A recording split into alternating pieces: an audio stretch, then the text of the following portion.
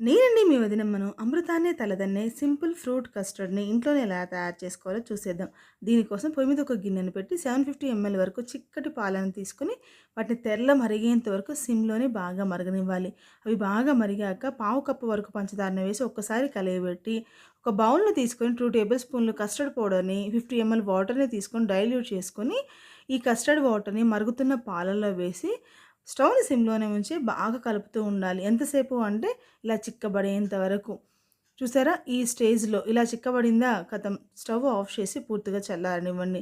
దాన్ని 1 అవర్ పాటు deep freeze చేసుకొని 1 అవర్ తర్వాత బయటికి తీసి ఒక్కసారి కలియబెట్టి నచ్చిన ఫ్రూట్స్‌ని యాడ్ చేసుకున్నామా ఎంతో కమ్మగా ఉండే అమృతం లాంటి కస్టర్డ్ రెడీ అయినట్లే. దాన్ని డ్రై ఫ్రూట్స్ తోటి కాస్త కుంకుమ పువ్వుతోటి సర్వ్ చేసుకుంటే సూపర్‌గా ఉంటుంది. మీరు తప్పకుండా ట్రై చేయండి. మీకు నా రెసిపీస్ ఎలా ఉన్నాయో కామెంట్ చేయండి. అన్నట్లు మన ఛానల్ సబ్స్క్రైబ్ చేసుకోవడం అస్సలు మర్చిపోకండి.